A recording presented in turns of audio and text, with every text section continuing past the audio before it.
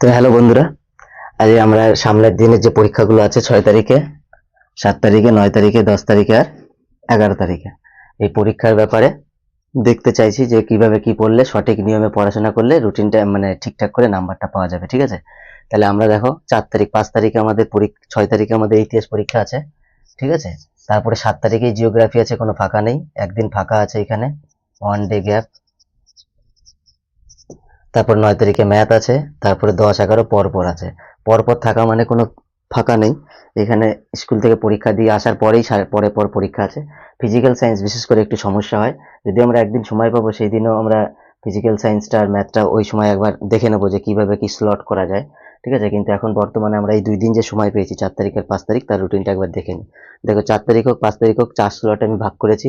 সকাল 6টা থেকে 10টা, 11টা থেকে 2টো, 4টে থেকে 7টা সন্ধ্যা, আর রাত্রিবেলা 7টা থেকে 10টা, 4 স্লটে ভাগ করা হয়েছে। দেখো প্রথমে ফিজিক্যাল সায়েন্সটা ভাগ করেছি, কারণ ফিজিক্যাল সায়েন্সটা তোমাদের অবশ্যই পড়তে হবে। ঠিক আছে, বেশিরভাগ ছেলেপেলের একটু সমস্যা হয়, যাদের সমস্যা হয় না তাদের তো ভালো কথা, একবার রিভাইজ করে নেবে।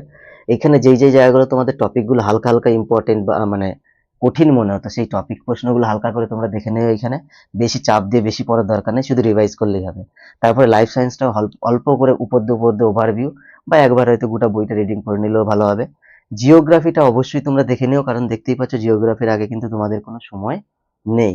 সুতরাং আমাদের কিন্তু একবার হলো জিওগ্রাফিটা কি করতে হবে, দেখে নিতে হবে। কমসে কম গ্রাফগুলো আর বড় প্রশ্নগুলো একবার দেখে নিও। ঠিক আছে, আর যারা পারবে তারা শর্ট প্রশ্ন দেখে নিতে পারো, অনেকটাই সময়, এখানে প্রায় 2-2.5 ঘন্টা, এখানেও প্রায় 2-2.5 ঘন্টা, প্রায় 4-5 ঘন্টা সময় আছে। আশা করি দেখে নিও, এটা দেখে নিলে সুবিধা হবে। ঠিক আছে, এছাড়া ফিজিক্যাল সায়েন্সেরও প্রায় 1.5-2 ঘন্টা সময় আছে, এখানেও 2-2.5 ঘন্টা সময় আছে। এই সময়টা তোমরা দেখে নিও, সময়গুলোকে ইউটিলাইজ করে সবাই। আর 5 তারিখে তো যত পরীক্ষা আছে এরপরে, life science, physical science, math বাদ দিয়ে, কারণ ম্যাথ এখানে কোথাও ম্যাথ লিখিনি, কারণ ম্যাথের আগে একদিন আমাদের কি আছে, সময় আছে, সুতরাং ম্যাথ করার কোনো দরকার নেই। জিওগ্রাফি হোক, ফিজিক্যাল, লাইফ সায়েন্স হোক, তিনটের মধ্যে যে কোনো একটা বিষয় যদি কোনো অসুবিধা থাকে তোমরা পড়তে পারো। বা ইতিহাস কারো কারো কি হয়, শর্ট হয়, মানে অনেকটা কষ্টকর লাগে, তারা কিন্তু এইখান থেকে শুরু করে শেষ পর্যন্ত ইতিহাস পড়বে। আর যাদের ইতিহাস ভালো রকম প্রিপারেশন করা আছে বা প্রস্তুতি নিয়ে আছে, যাদের ইতিহাস ভালো লাগে, পড়াশোনা করেছে, তাদের এইখানে এই সাবজেক্টগুলোর মধ্যে যেটাতে অসুবিধা আছে সেটা, জিওগ্রাফি হতে পারে, লাইফ বা ফিজিক্যাল সায়েন্স হতে পারে।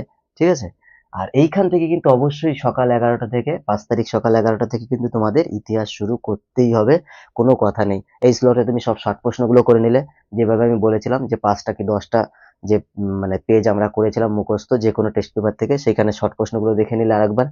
এইখানে তোমরা 4 নম্বরের প্রশ্নগুলো দেখে নিলে, শর্ট প্রশ্নের মধ্যে 1 এমসিকিউ, 2 সত্য মিথ্যা, তারপরে তোমাদের যে ম্যাপ পয়েন্টিং আছে সবকিছু। আর লাস্টে বড় প্রশ্ন রাত্রিবেলা দেখলে, পরের দিন সকালবেলা বিফোর এক্সামটা দেখো, বিফোর এক্সামে তোমরা একবার গোটা বইটাকে হাফ একবার রিডিং করে নিলে।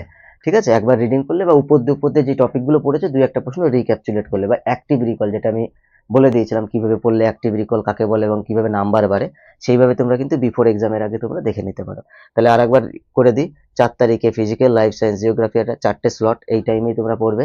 ঠিক আছে, আর টিপস তো পরীক্ষার দিনের টিপস আমি বলেই দিয়েছিলাম। পরীক্ষার দিন কিন্তু অবশ্যই তোমরা 2 রকমের ক্যাপসুল, যাতে তোমাদের মানে বমি না হয় আর পটি বা পায়খানা না হয়, সেই ব্যাপারে তোমরা একটু সতর্ক থাকবে। আর খাওয়া দাওয়া কিন্তু একদম 2 দিন ছুটি পেয়েছি, বিশাল উল্টোপাল্টা খাওয়া দাওয়া কিন্তু করো না, তাহলে কিন্তু আবার শরীর খারাপ করে যাবে। আর এই জিনিসটা একটু মাথায় রাখবে, যাদের ইতিহাসে সমস্যা নেই তারা ইতিহাস এইখান থেকে পড়বে, আর যাদের সমস্যা আছে তারা কিন্তু ইতিহাস এইখান থেকে পড়বে। আর এইখানে ফিজিক্যাল, লাইফ সায়েন্স, জিওগ্রাফি যার যেটা অসুবিধা আছে সেইখানে পড়ে নেবে। এইটা দেখবে কোনগুলো দেখবে ইম্পর্টেন্ট টপিক, বা যে জায়গা যে চ্যাপ্টারে আমার একটু অসুবিধা আছে, বা আমি আগে তো অনেকগুলো পরীক্ষা দিয়েছি, ফার্স্ট সেমিস্টার, সেকেন্ড সেমিস্টার, মানে ফার্স্ট পর্যায়ে, সেকেন্ড পর্যায়ে, তারপরে স্কুল ফাইনাল, স্কুল টেস্ট, অনেক কিছু দিয়েছি, সেখানে দেখে যে চ্যাপ্টার বা যে জায়গাগুলো অসুবিধা হচ্ছে সেগুলো কিন্তু তোমরা অবশ্যই একবার দেখে নিও। ম্যাথটা আমি এখানে ইনক্লুড করিনি, কারণ ম্যাথের আগে একদিন ছুটি আছে, আর ফিজিক্যাল সায়েন্স ম্যাথের আগেও যে দিনটা ছুটি আছে সেদিন হালকা ফুলকা আমরা দেখে নিতে পারবো। পারলে এখানে তোমরা লাইফ সায়েন্সটা করে নিও, তাহলে এইভাবে তোমরা একবার দেখে নিও। ঠিক আছে, আর ফাইনাল টিপস, কোনো প্যানিক করো না, আর এসে বারবার কিন্তু এই কিছু একদল লোক আছে, দেখেছো তো কেমন পরীক্ষা হয়েছে, কেমন পরীক্ষা হয়েছে, প্রশ্ন কেমন হয়েছে, ওদের ভিতরে যেও না। আর যারা সলভ করাচ্ছে এখন, সলভের ভিতরে গেলেই কিন্তু প্যানিক করে যাবে, মনে হবে যেন এই উত্তরটা আমি ভুল করেছি, কি হবে কে জানে, দিয়ে ওই চিন্তায় পরে পরীক্ষাগুলো তোমাদের খারাপ হয়ে যাবে। তাহলে একদমই ওর মধ্যে কিন্তু যাবে না, যে যারা ইউটিউবে বা বিভিন্ন স্যাররা সলভ করাচ্ছে, হ্যাঁ 2-1টা প্রশ্ন অসুবিধা হলে তুমি যার কাছে পড়েছো তাকে ফোন করে বা এসএমএস করতে পারে, স্যার এই প্রশ্নটা এরকম হয়েছে, ঠিক আছে, যা হবে পরে। তাহলে এই জায়গাগুলো তোমরা ভালো করে দেখে নিও। ঠিক আছে, তাহলে একবার সবকিছু যেরকম বললাম সেরকম ভাবে চলো, নাম্বার বাড়বে তাহলে।